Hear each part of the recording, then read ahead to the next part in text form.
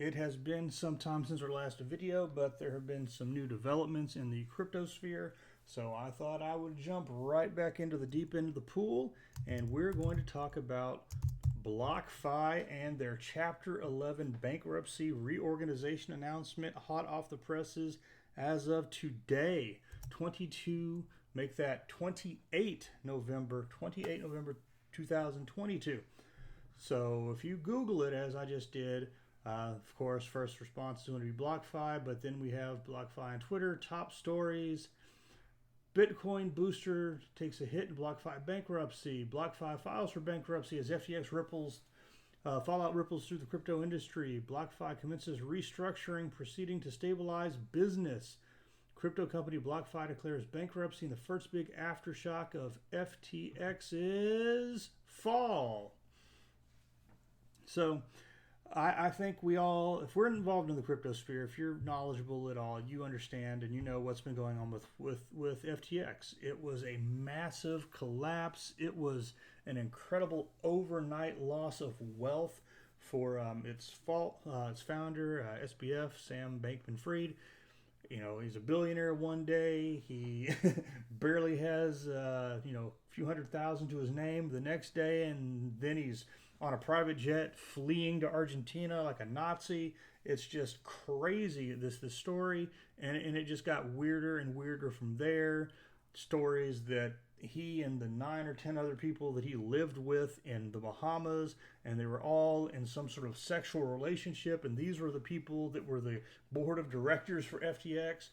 And then his own personal company, Alameda, he was lending his clients' assets from FTX over to Alameda, and he's doing all kinds of risky moves that didn't pay off, and just the house of cards tumbled. And we're wondering, is Binance going to bail them out? And then Binance looked at the books and said, "Oh hell no, we're not going to do that." And that's where we are today.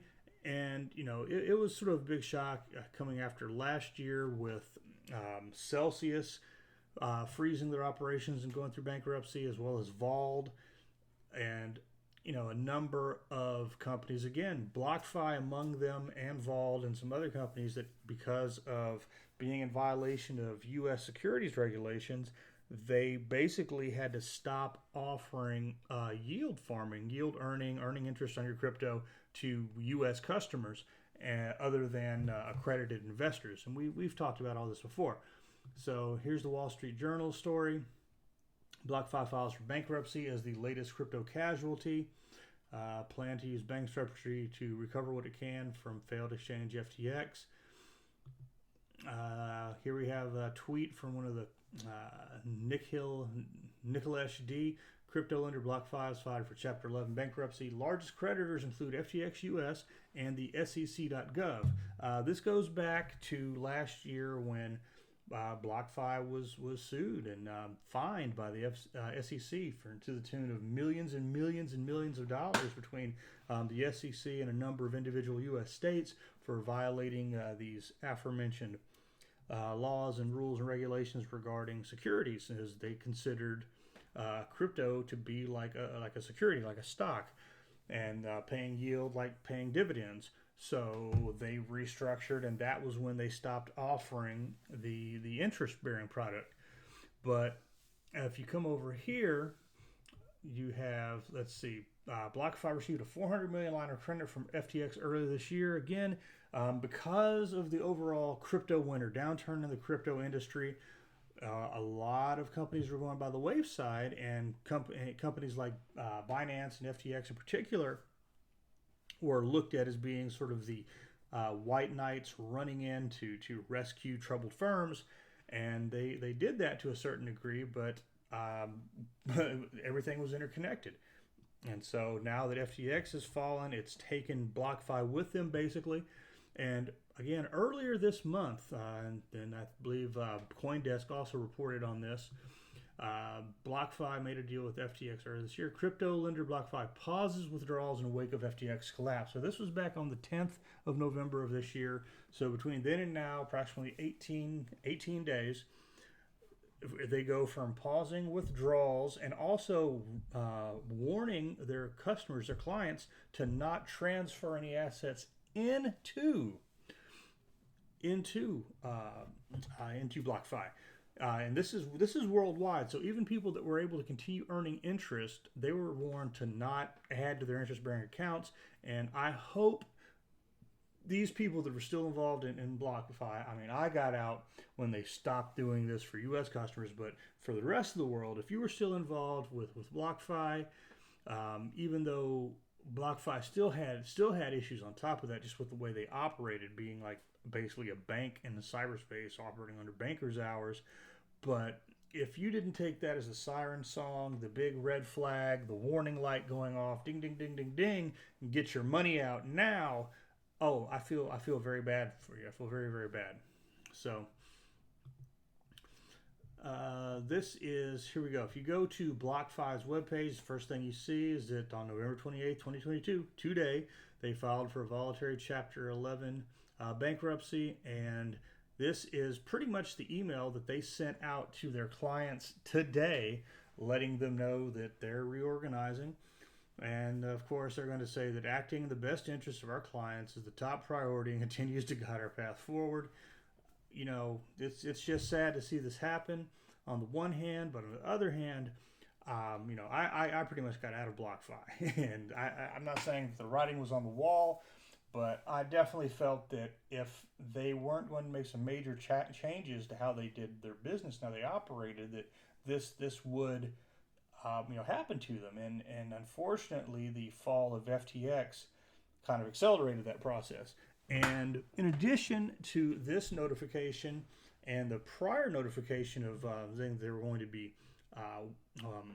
ceasing withdrawals and so on, around that time, all their clients who had the BlockFi credit card, the Visa credit card, not a debit card like what you would get at Coinbase or Crypto.com, a full-on legit credit card, they sent those credit card holders an email basically saying, hey, your credit card account is cut off. It is frozen.